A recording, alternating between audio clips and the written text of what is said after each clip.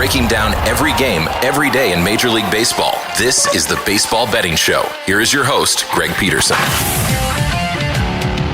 A warm-up for the low. Welcome to lovely Las Vegas for the Baseball Betting Show with myself, Greg Peterson, now part of the VSiN Family Podcast. We've got a great podcast for you. In segment number 2, we're going to be joined by Dan Szymborski of FanGraphs. We're going to be taking a look with him at all 4 of these series in the divisional series. Which one does he think is most likely to involve an upset? Who does he think is a little bit more of a sure team to be able to make it to the championship series and perhaps the World Series as well? And we're going to be taking a look to see if there is a team that's able to just knock off the big contenders in terms of the Braves, the Dodgers, and the Astros, because I really do think that after the Astros, there's a big fall off in the American League. If there's a team that could perhaps dethrone all of them, we're also going to be taking a look at possible X factors for this upcoming divisional series as well. A few players to watch out for from that front. And then in the final segment, we've got all 4 game ones are going to be going down in the divisional series. I'm going to give you guys picks and analysis on all 4 of those games and a little something I like to call touch them all. First things first,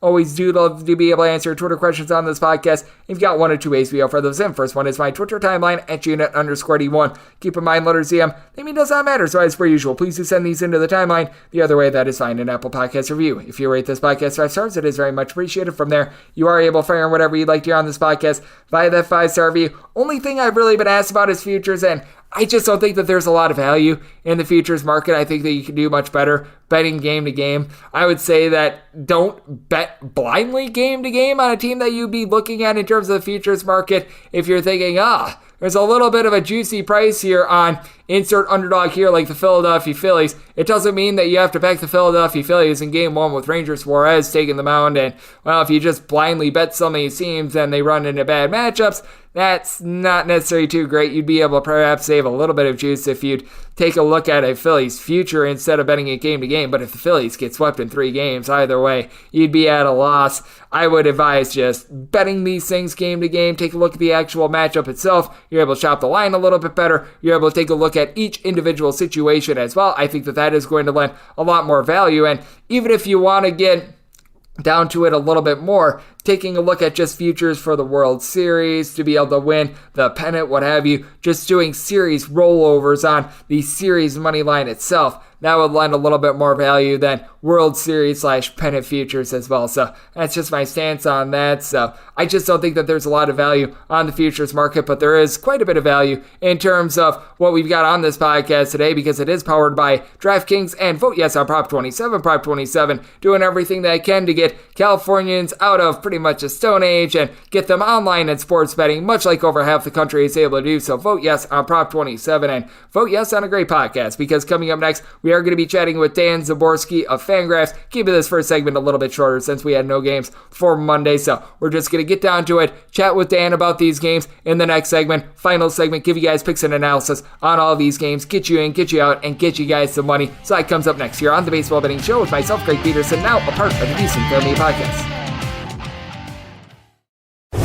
Breaking down every game, every day in Major League Baseball. This is the Baseball Betting Show. Here is your host, Greg Peterson. And we're back in lovely Las Vegas for the Baseball Betting Show with myself, Greg Peterson, now part of the VSiN Family Podcast. It is always great to be joined by our guest, as Dan Szymborski does absolutely terrific work taking a look at the great game of baseball. He does a lot of his work over at FanGraphs, so he does a few contributions over there at ESPN as well. He is a Zips statistician, and for those that love video games, Dan Szymborski does a great job on that front, as well as Dan has been doing amazing work all season long, taking a look at the great game of baseball, doing all the simulations for this upcoming postseason, and you're able to follow him on Twitter at the letter D, and then his last name Szymborski, that is spelled Szymborski all together. And Dan, always a pleasure, my friend. Thank you. Hey, how's it going today, Greg? It is going great, Dan, and it is going great because, well, the divisional series of the postseason is getting heated up. And just taking a look at these 4 series, is there any of the underdogs, any of the road teams that you think have a relatively shot of being able to pull off an upset? Because the one that I take a look at, I just like the way that they're playing in general, and the metrics may not bear it out, but I feel like this Cleveland Guardians team has a little bit of mojo, and I do think that they're going to be able to give the Yankees a solid series. If you look at the Zips projections, while the home teams are favored in all 4 series, Cleveland Cleveland does have the best shot of the four. Last check, it was 57-43 against. And of course, it's not a huge lopsided thing. Things that have a 43% chance of happening should happen. Well, 43% of the time. You look at Cleveland, the thing about New York is their bullpen is not as deep as it's been in past years. The problems with Chapman and his taking off the roster doesn't exactly make that better, or who knows, given how he is at this point. Their offense is very, very still, Aaron Judge driven. They've had a lot of slumps from some of the guys who were hot early in the season. Sometimes they look great, sometimes they look not so great. And Cleveland is playing well right now. They have a well-configured roster for this series. I do think so. And how much do you play into just the way that the Guardians finish off the season and looked in the postseason as well? Because I would say of all 8 of the postseason teams, no question the team has been just hottest throughout the entirety of the season are the 2 teams in the National League side of things, in the Dodgers and the Atlanta Braves. But the Guardians, in terms of the American League, I would argue that they played really the best baseball since the beginning of the month of September. And that's something that I really take a look at in terms of the series, because the Guardians come in having won like 70% of their last 20, 25 or so games. Yeah, they're a solid team, and as long as you don't have to go to the last picture or two in the bullpen, they're pretty dangerous. And you look at some of the problems they fixed over the course of this season. Oscar Gonzalez has really solidified right field in a way, kind of replaced that bat that they lost when Franmil Reyes struggled early this season, and now is, of course, a Cub. I still think the Yankees are the better team, but it's close enough that anything can happen in a game. I mean, we're not talking as if it's the Pirates facing the Dodgers. I mean, Cleveland's a good team. And you may recall earlier this season, the Pirates went to LA and swept the Dodgers. So yeah, they went 1-5. Yeah, the Dodgers did go 1-5 against the Pittsburgh Pirates this season, which is insane to think. And hey, that's a good place to take a look at the Dodgers. As joining me on the podcast, we do have Dan Szymborski, as it has been announced that Julio Urias, he is going to be going in Game 1 for the Dodgers. And I do take a look at these series, and the team that I'd be most surprised if they lose, it is the LA Dodgers. Now, the Padres have good familiarity with Urias, but they're the one team out of the wild card teams that they did have to play the full 3 games, so they have to go to Mike Clevenger, pretty much your number 4 starter, to begin this series. And while Blake Snell has looked very good down the stretch of Joe Musgrove, I mean, talk about a good Game 3 performance. He was able to deliver that. I still do have my question marks when it comes to the San Diego Padres in a series against the Dodgers team that, let's just call it what it is. This team has been a bulldozer all season. And the thing about the Dodgers is their bulldozing has come from some places that you wouldn't normally expect. I mean, Tyler Anderson had a big year. I don't think a lot of people were expecting that. I thought Andrew Heaney was a decent bounce back candidate, but nothing like he's actually done this year with the Dodgers. I mean, there's a lot of, even Trace Thompson, who I think everyone forgot about at this point. He's 31. He had kind of washed out as a bench player years ago with the White Sox and A's, but even he's kind of, been a pretty significant part of the team as an outfielder who can crush a lefty now and then. I still think, any team can be beaten. I'm sure the Dodgers would be happier to have Walker Buehler in the rotation, but they don't. So that's kind of the Padres' plan. They had to get to either Kershaw or Urias in one of the first 2 games, and then I think it's fairly even after that. I do think so as well with the Dodgers. Just great bullpen and pitching depth in general, and an offense that they have been able to generate runs upon runs. And then what else is a fascination for me is what we could expect out of the Philadelphia Phillies, because with the Phillies, I thought going into the wild card matchup, they might have been the most outmatched team, but the one team that if they were able to get out of the wild card series, I felt like they could make a run, because I do take a look at the way the Phillies match up with the Atlanta Braves, and Ranger Suarez, the way that he's pitched against the Atlanta Braves this season has been solid. A sub 3.25 ERA against them this season. Zach Wheeler over the last 2 years against Atlanta, a sub 2.4 ERA. Aaron Nola is going to have to pitch at home, which honestly is a little bit of an issue from this season. But aside from this season, he's always been significantly better when he has been pitching in Philadelphia rather than on the road. I do think that this is one of these divisional matchups in which I don't think that the Phillies are going to be able to advance, but I do think that they could push the Atlanta Braves to 4, perhaps 5 games if they get a good start out of Ranger Suarez in game number 1. And I do think that this is going to be one of those classic little bit of a scare sort of series. The Braves will be in trouble if they look past the Phillies to the Dodgers. There's always that risk when you're looking for the next team rather than the team you're facing. I don't think the Phillies are as good as the Braves, obviously. I don't think anyone actually does. It would have been nice if they had, more Nola and Wheeler. Only be able to get to use one of them twice in the series the way that the rest worked out for them. I kind of was rooting after they won the first game for them to do kind of what the Mets did, which didn't work, but I would have actually liked to have seen Suarez in game 2 since they won and, be able to hold Nola for a game 1, but they won convincingly. I still worry about that outfield defense. If the Braves put a lot of balls in play, it could be trouble. All season, you've had, a Schwarber Castellanos in the corners, which was not what the team originally intended. But I think the Braves pitching will help them out this series because they can go 4 starters deep more comfortably than the Phillies can. I agree with you with the Philadelphia Phillies when you have to rely upon North or Syndergaard and Kyle Gibson, especially Kyle Gibson. Yeah, boy, that is not going to be too terrific for them. And then I do think that with the Seattle Mariners as well, they do have the pitching depth. I just think that out of all the 8 teams remaining in this postseason, they are the team that is the most streaky in terms of the offense because you saw them be able to ignite against the Toronto Blue Jays. I think that is very fair to say that the other American League wildcard team in the Cleveland Guardians, they are very much the same way, even though we sort of know what we're going to get a little bit more out of the Cleveland Guardians rather than the Seattle Mariners, because the Mariners, I feel like their offense has a higher ceiling, but at the same time, it has a very low floor. But I just think that this is a bad matchup for them in general. Houston has dominated them time and time again, year in and year out, having to face off against Justin Verlander and the number 1 bullpen in terms of ERA with the Astros. I think is going to be a big issue because the Mariners' main strength is the bullpen as well. I'm not sure if you agree/disagree, but out of the 4 series that I'm seeing, I do think that the Seattle Mariners, they might have the most uphill battle out of all of them just because they have to exercise a lot of demons in trying to take down the Astros. But the good thing is they do have a much deeper starting rotation than they had, at the start of the season.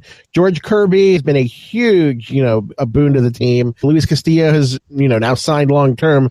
Ace pitcher. The problem with the Mariners, it's going to be very hard to shut down the Astros offense completely because even without Michael Brantley, they still have a very high-end offense. They have Bregman, they have Tucker, they have Yordan Alvarez, who has been better now that he's healthy again. Jose Altuve almost is underrated. He's had a terrific season, which hasn't gotten much buzz, which has kind of surprised me. If the Mariners can keep these games close, I think they have a chance, but I think there's a real danger that the Astros rip out like a nine-run lead early in one of these games. The Mariners have to go through their pitching staff, and then it gets a little weaker once you start talking about the last few pitchers on the roster. I don't think that they're going to be able to pull off a comeback much like they did against the Toronto Blue Jays, as that was certainly one for the ages. And I just think that with the Astros in general as well, out of all 8 teams that are remaining, I think that they have the best likelihood of reaching the World Series just because I think that the competition that they're going to be facing off against in the American League Championship Series along with the Divisional Series, it's just much weaker than that of the LA Dodgers. Now, I do think that the Dodgers, they're going to have a relatively easy time with the San Diego Padres, but I would think that they would be getting the Atlanta Braves from there. If it is the Phillies, then we're looking at a little bit of a different story, but I think that the Dodgers versus the Atlanta Braves series is one in which I could see that going either way. Would be the 3rd time in the last 3 years we get that. And I just think that the clearest road to the World Series right now belongs with the Houston Astros because I just think that they're going to be able to dominate whoever comes out of that Yankees versus Guardians series. And I think they've got a big leg up over Seattle. The Astros, the way they are, they could easily, go 4-0, 4-1 in the next 2 series. I think that a Braves-Dodgers matchup is very likely to go 7. I think that's going to be a brutal grind for those 2 teams. And there's a chance that, you have the Astros sitting pretty while they watch the NL teams beat up on each other. The Dodgers won 111 games, but, the Astros won 106, which is still pretty decent. That is pretty darn decent, as we do have Dan Szymborski of FanGraphs joining me on the podcast. And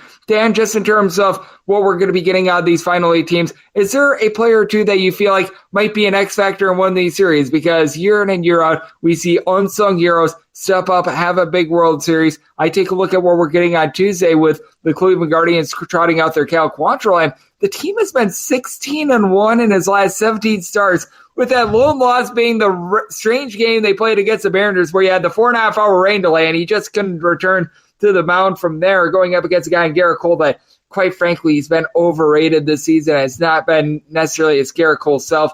we have seen him in the postseason since going away from Houston not necessarily be sharp as well. He's a little bit of a candidate of mine. Is there a guy or two that you think that coming into the postseason, he might have a bigger impact than a lot of people are thinking on the outset? I think that Kyle Schwarber is an interesting X factor for the Phillies, simply because we've seen a lot of these games that have been pitchers' duels except for the occasional home run.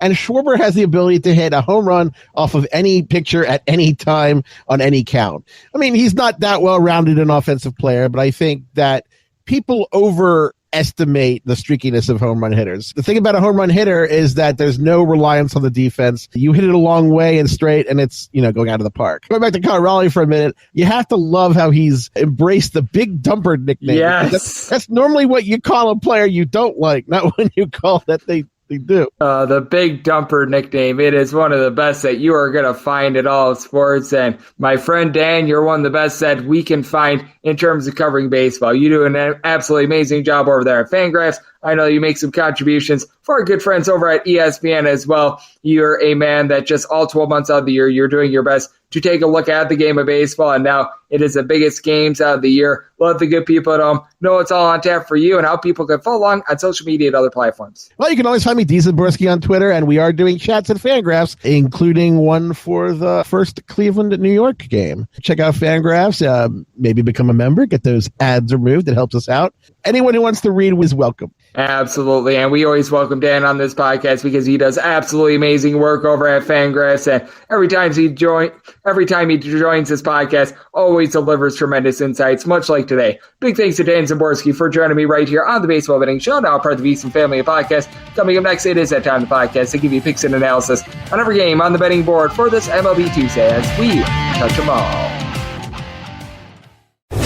Breaking down every game, every day in Major League Baseball. This is the Baseball Betting Show. Here is your host, Greg Peterson. And we're back here in lovely Las Vegas for the Baseball Betting Show with myself, Greg Peterson, now part of the VSiN Family Podcast. It is always a pleasure to get Dan Szymborski aboard. He does amazing work over at FanGraphs along with ESPN, taking a look at the great game of baseball all 12 months out of the year. He has joined me quite a bit on this podcast every single time he does. Lends great insights about the game. A big thanks to him for joining me in the last segment. Now it is that time of the podcast. I give you picks and analysis on every game on the betting board for this MLB Tuesday as we touch them all. Games from yesterday is Greg buzzing about. Here is the Rowdy recap. Do note that, as per usual, any changes that are made to these plays will be listed up on my Twitter feed at GNet_D1. This is going to be going in Las Vegas rotation order. We're going with the two National League games first, then we go Guardians versus Yankees, and then Seattle Mariners versus Houston Astros. So that'll keep things all nice and clean and easy. So we start at the top of the board with 921, 922 on the betting board. The Atlanta Braves, they're going to be playing us to the Philadelphia Phillies. Ranger Suarez is going to be going for the Phils. Max Fried is going to be on the bump for Atlanta, and Atlanta between a minus 190 and a minus 196 favorite. Meanwhile, if you're taking a look at the Phils, you're getting them anywhere between plus 165 and plus 178.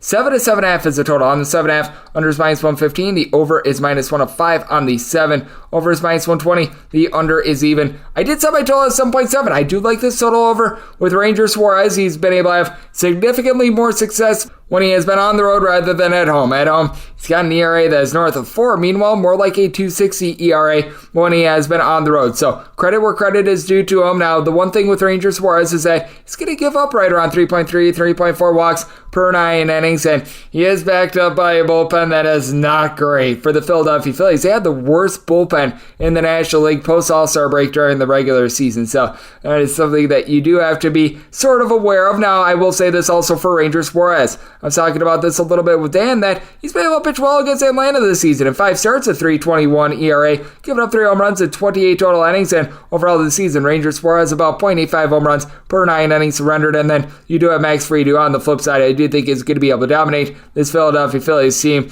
in his last 4 starts coming into the postseason. About a 2.45 ERA. He did allow 4 home runs in those 4 starts, but overall has had solid numbers against the Philadelphia Phillies. A 3.13 ERA, giving up 2 home runs in 23 innings across losses, 4 starts, so I do think that he's going to do a solid job of holding down the fort, but that's a little bit higher than his season-long ERA.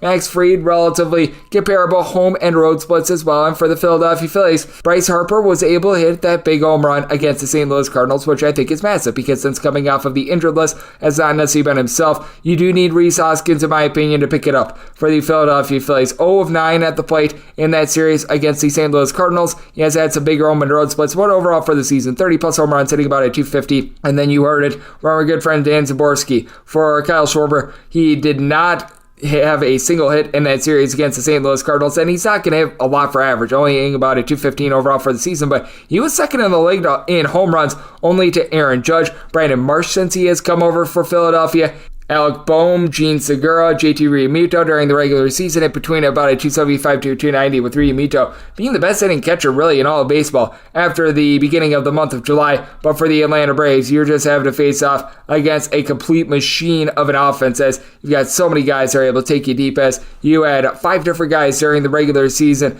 be able to supply at least 20 home runs for the team, including their top guy in Austin Riley, slugging out 38 home runs, as Austin Riley throwing their Dansby Swanson and William Contreras, only between about 273 to 280, all with at least 20 home runs. Michael Harris, second, he had 19 home runs, only because he wasn't at the big league level towards the beginning of the season, hitting about a 300. Ronald Acuna Jr. does a good job of moving the line, and while the Philadelphia Phillies have been dealing with some injuries in their bullpen, they've been without Craig Knable for quite a while, will be moving forward. Brad Hand has been out of the fold. You don't have as much issues when it comes to the Atlanta Braves, as ever since he's come over, Rossi Iglesias has posted up a sub-1 ERA with the Atlanta Braves. You've had AJ Minter post up a 2 ERA all season long. Colin McHugh has been solid. Tyler Madsick, he was really a big hero last season. Dylan Lee, a sub-2.5 ERA. Kenley Jansen is your main albatross right now for the Atlanta Braves, and the Philadelphia Phillies, well, they've got Sir Anthony Dominguez, who's got a 9 ERA since coming off of the injured list. We saw Jose Alvarado give up that home run in the series against the St. Louis Cardinals.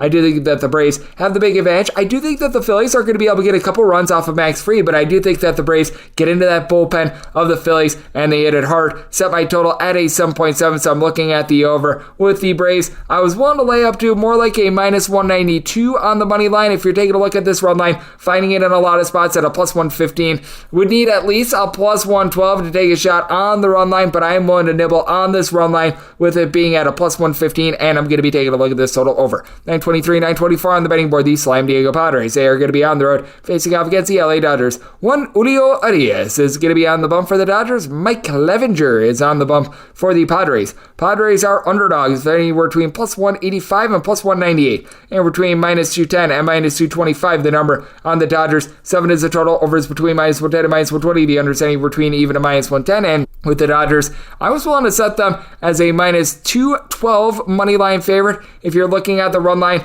you're laying anywhere between even money to minus 105, mostly even money, and even at a minus 105, I'd be willing to lay it. I typically don't like to lay a lot of run lines when it comes to postseason, but I do think that the Dodgers and the Braves, they are just that dominant. And the big thing with the LA Dodgers and their run line is that you're able to feel very good about it. With the LA Dodgers, 111 wins this season, 16 of them came by just one run, which means that they had 95 wins by multiple runs. I do believe that among their 16 wins that they had in the regular season by one run, one of those came in like the one of 2 games in which they were an actual underdog, so they were getting a run and a half in that spot as well. So among like the 109 wins that they had as a favorite, they were able to cover the run line all but 15 times. That is a very good clip, and it's a very good way to save juice in general. And for the LA Dodgers, I just do think that they have this San Diego Padres team completely dominated. You take a look at this bullpen, and there's a lot of impressive arms for this team, as Chris Martin, since he's come over for the Dodgers, a sub-2 bullpen ERA. Alex Vesia, Yancy Almonte, Evan Phillips, Caleb Ferguson, they're all posting up a sub-250 ERA themselves. You want to be avoiding that guy in Craig Kimbrell, but when it comes to this Dodgers team, so many guys, they're able to supply the boom for this team, as you've got Trey Turner, Freddie Freeman, throwing their Max Muncy, Will Smith, Cody Bellinger, all with between 19 and 24 home runs.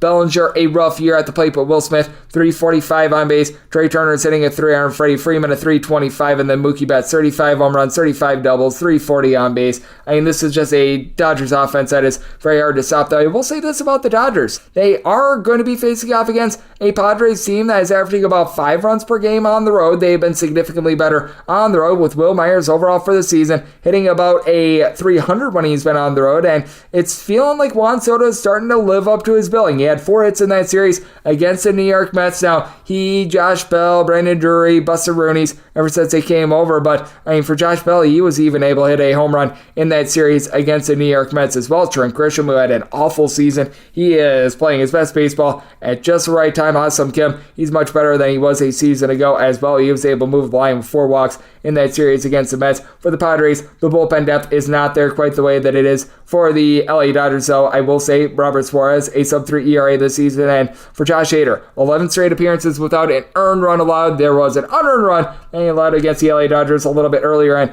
when it comes to the overall series, the Dodgers were able to dominate the series during the regular season, though you did see, I believe, 2 one-run games between these two in the month of September, so that is something that you do want to be taking into account a little bit as well, but the Dodgers, for the most part, have been able to dominate when they have been in San Diego. Now, I will say this about Julio Urias. He's actually been better when he has been on the road rather than at home each of the last 2 seasons. This season, .94 road ERA, .243 home ERA. Among his 17 wins, 11 of them did come on the road, and at home this season, right around 1.5 home runs per 9 innings, surrendered less than 1 home run per 9 innings when he is on the road, so that is something to factor in. But Mike Clevenger is not necessarily the guy that I would want to be rolling the dice on in this ordeal. As for Mike Clevenger, he enters having allowed 4+ runs in 3 out of his last 5 starts, and in those last 5 starts, allowing 7 ding-dongs as well. And for Mike Clevenger, he just has not been very good on the road in general. .546 ERA, his strikeouts per 9 rate when he's on the road is hovering right around 7. His walks per 9 rate is 3. He's given up about 1.4 home runs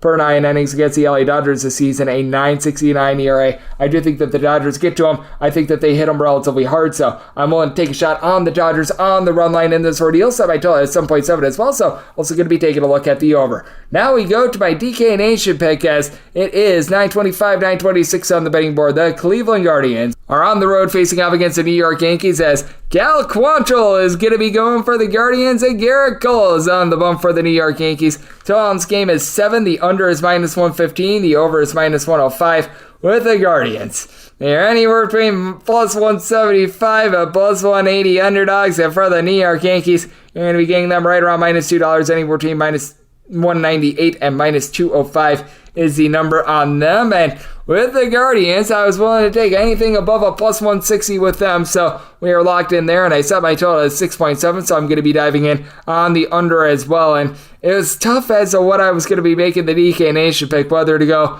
with the money line or the total. I decided, because it is a little bit less juice in general, to go with the total, but Cal Quantrill has been magnificent for the Cleveland Guardians. How about the team going 16-1 in its last 17 starts, with the lone outlier being that 4.5-hour rain-delayed game against the Seattle Mariners. All that the Cleveland Guardians do is win when Cal Quantrill is on the mound. He faced off against the Yankees once this season, giving up 3 runs in 6 1/3 innings. I do think that he's going to be able to fare a little bit better against the Yankees, and the real reason why I do like this total under is that things are getting a little bit cooler in the great state of New York, and this is a Yankees team that we see it from them time and time again. They rely so much on the deep ball, because when you've got so many guys out there that are really all-or-nothing home run hitters, like Giancarlo Stanton, Anthony Rizzo does a solid job of moving the line in terms of getting walks, but he himself, along with Giancarlo Stanton, Josh Donaldson, the much-maligned Aaron Hicks, all these guys hit a .232 or lower during the regular season, so I do think that that is going to be a big, giant issue. Now, when it comes to first pitch,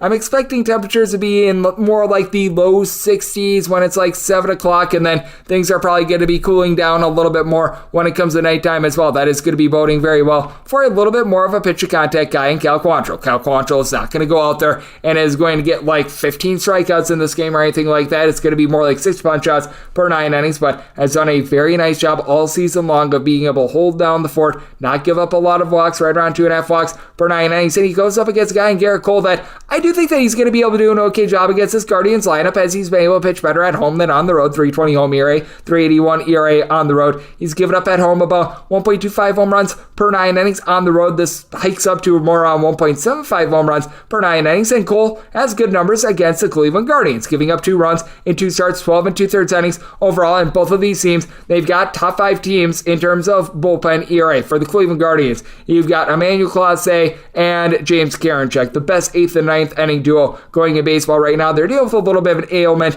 to Nick Sandlin right now, but he, Trevor Stevens, Sam Hentges, and Angel de los Santos all a 3.1 ERA or better during the regular season. And for the New York Yankees, Clay Holmes has been a little bit up and down. He comes into the postseason not necessarily too terrible. Scott Efris, he's been able to supply a sub-3 ERA. Wandy Peralta is someone that it looks like is going to be back on the ALDS roster. Hasn't pitched since the middle of the month of September, but overall, he posted up a 2.75 ERA as well. Lucas Luque is someone I do like as well. And then for the Cleveland Guardians, just not a lot of power in general for this team. I will say they hit more home runs when they are on the road rather than at home, but they do have a lot of guys that they move the line, as you've got Steven Kwan, Ahmed Rosario, Andres Jimenez, Oscar Gonzalez, Jose Ramirez, all being able to hit at least a 280 for this bunch. And Gonzalez had that big walk-off home run in Game 2 to be able to send the team to the spot, but really other than Ramirez, right around 120 RBI, 20-plus home runs, you really don't have anyone else that has supplied more than 20 bombs. Josh Naylor has been able to do so, but he's got some pretty demonstrative righty-lefty splits as well. I think that this is going to be a well-pitched game.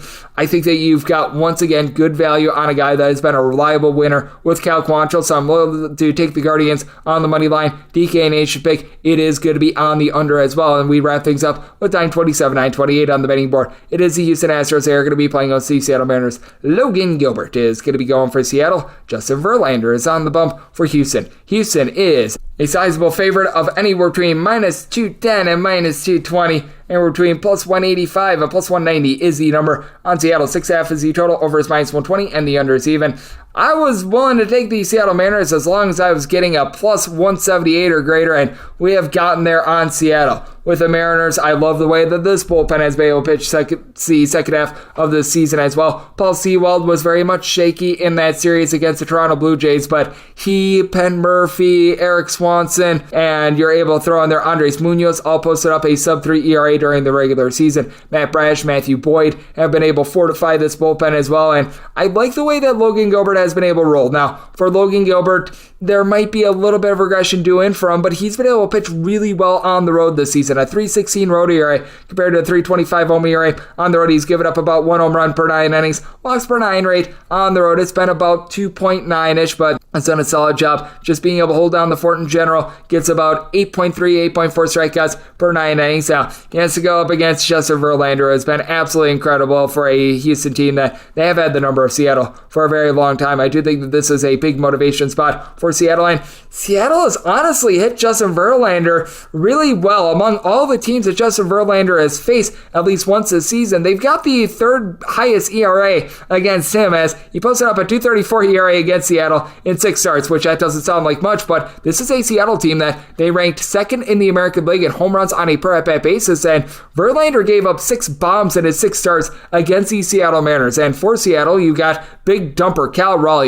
The batting average is not there. He provided over 25 home runs during the regular season, and there's not going to be a lot of batting average for the Seattle Mariners team. They were worse in the American League in terms of batting average. Post All-Star break as big dumper himself, Carlos Santana, Jared Kelenic, Abraham Toro, Dylan Moore. These are all guys hitting a 225 or lower, but having Julio Rodriguez back in the fold, just massive for the team. He's hitting a 275, 25 plus home runs during the regular season, and Eugenio Suarez north of 30 home runs, about a 345 on base. Ty France is able to move the line, hitting a 275. And then for the Houston Astros, they themselves left a little bit of something to be desired during the regular season on offense as well. I do think that the extra rest that Yordan Alvarez got from the Astros not playing in the wild card round, that's going to be able to help him out. Overall for the season, about a 400 on base. He really wasn't himself until the final few weeks of the regular season, though, as overall for the season, he was able to slug out 37 home runs, but on top of that, you do have Jeremy Pena, Alex Bregman, a combined 45 home runs between these two gentlemen. Bregman, about a 365 on base. Jose Altuve hitting at 328 bombs, and then you've gotten over 100 RBI and 30 home runs from Kyle Tucker, sitting about a 255. Bond in the fold can sometimes be a little bit tough, especially when Martin Maldonado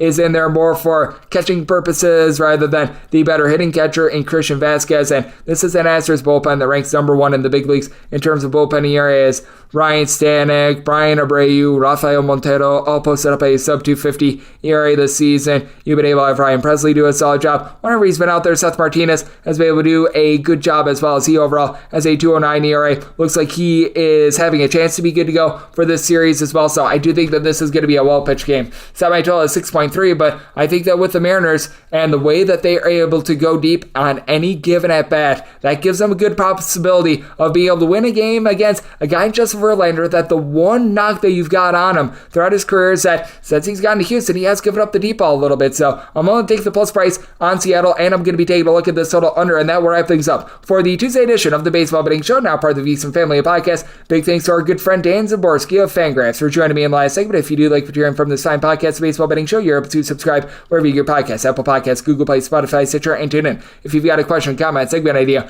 what have you for this podcast, you have one of two ways we offer those in. First one is by Twitter timeline at Janet_D1. Keep in mind, letters EM. Name me does not matter, so as per usual, please do send these into the timeline. The other way, that is find an Apple Podcast review. If you rate this podcast 5 stars, it's very much appreciated. From there, you're able to fire whatever you'd like to hear on this podcast via that 5-star review. I'm coming at you guys every single day throughout the baseball season. That means I'm coming at you once again tomorrow. Thank you so much for tuning in.